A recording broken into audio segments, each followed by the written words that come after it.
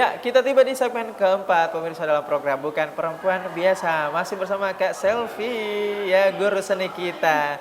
Nah, Kak Selvi nih, lanjut tadi. Gimana perspektifnya tentang pendidikan perempuan dari masa ke masa? Apa ini uh,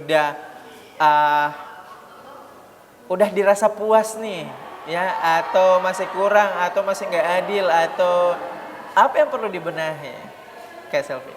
Oke, jadi saya cerita dari pengalaman dulu ya. Jadi kalau terkait dengan pendidikan seorang perempuan itu, saya lihat memang harus dibentuk dari lingkungan keluarga dulu. Gitu. Jadi kita butuh seorang ibu yang betul-betul mengerti sebenarnya kebutuhan anak-anaknya itu seperti apa sih. Ya.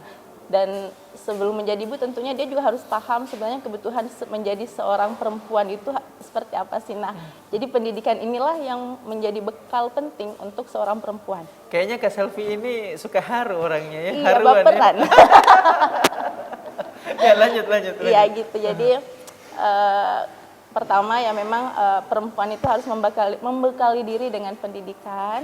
Nah, apakah itu ya mungkin bagi sebagian besar orang pendidikan itu harus ditempuh dengan yang formal, tapi Ya. menurut saya tidak harus seperti itu. SMA lanjut S1, S2, Iya, S3. S2, S3 dan lain-lainnya. Tapi menurut saya pribadi tidak hanya sekedar itu, karena di luar dari pendidikan formal, ya pendidikan non formal pun juga sangat luar biasa. Nah, terkait dengan masalah apakah ini sudah adil atau tidak, saya rasa ini tergantung dari perempuannya. Dia bisa memanfaatkan momen, mencari peluang seperti apa gitu. Karena kalau misalnya kita merasa bahwa ini tidak adil, ya sudah kita harus berjuang untuk membuat itu menjadi adil untuk kita sendiri. Berarti back to personnya lagi ya Kak Iya, ya? betul. Oke, seperti itu. Dan juga yang paling terpenting adalah peranan dari catur marga atau keluarga inti. Ya, Iya, seperti apa kemudian si orang tua ini untuk memberikan treatment pendidikan kepada anak perempuannya seperti itu. Nah, kalau karir nih, gimana pendapatnya Kak Selvi? Apakah perempuan itu boleh karirnya lebih tinggi dari laki-laki, atau idealnya setara, atau nggak usah deh di bawahnya aja, nggak bisa sama laki-laki kayak gitu? Itu pendapatnya seperti apa tuh? Kalau saya sih bisa memaksimalkan diri. Nah, kalau memang kita bisa lebih, kenapa tidak? Gitu. Jadi tidak ada batasan untuk kita harus sejajar nih, atau misalnya harus di bawah. Kalau saya pribadi sih semaksimalnya kita. Kalau memang kita maksimalnya bisa di atasnya, ya di atasnya. Tapi kalau misalnya maksimalnya hanya di bawah, ya stuck di situ. Jadi tergantung dari kemampuan personalnya. Tergantung dari kemampuannya kita. Oke, kayak gitu. Nah, kalau pendapatnya Kak Selvi nih untuk perempuan-perempuan yang ternyata karirnya lebih tinggi dari si laki-laki. Si laki-laki yang dimaksud di sini ada 4, ya. Ayahnya, karirnya si perempuan ini lebih tinggi dari si laki-laki. Si laki-laki adalah ayahnya lebih tinggi karirnya, suaminya, adik laki-lakinya atau kakak laki-lakinya. Kira-kira itu bisa menimbulkan resiko konflik gak sih? Dan kalau misalnya itu terjadi gap atau konflik yang lebih jauh, misal, itu apa kira-kira solusinya untuk perspektifnya Kak Selvi? Yang pertama itu masalah apakah bisa lebih. Kalau saya pribadi bisa. Nah, apakah itu bisa menimbulkan masalah? Tergantung dari fondasi kepribadian masing-masing.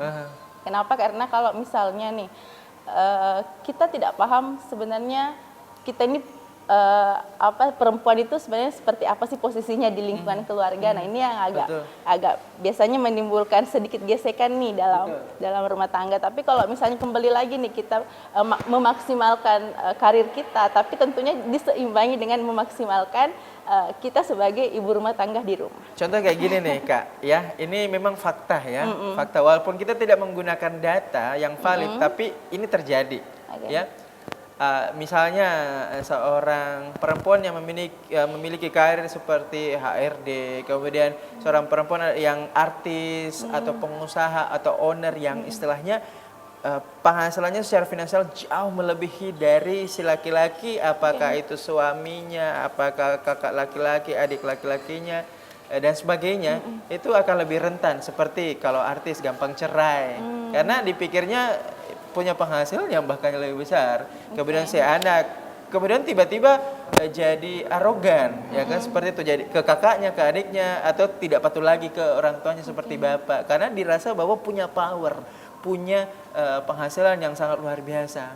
Seperti itu maksud saya. Itu seperti apa sebaiknya saya bisa dikelola kayak gitu? Ya, itu kalau misalnya kita menganggap bahwa rezeki itu misalnya dari segi finansial saja nih, karena kita tidak melihat sebenarnya kemampuan dari orang di lingkungan kita itu apa sih. Mungkin kita merasa bahwa saya kemampuanku di sini nih di atas, tapi tanpa kita sadari teman-teman yang ada di lingkungan kita atau keluarga yang ada di lingkungan kita sebenarnya juga memiliki kemampuan yang lebih yang tentunya akan mendukung kita.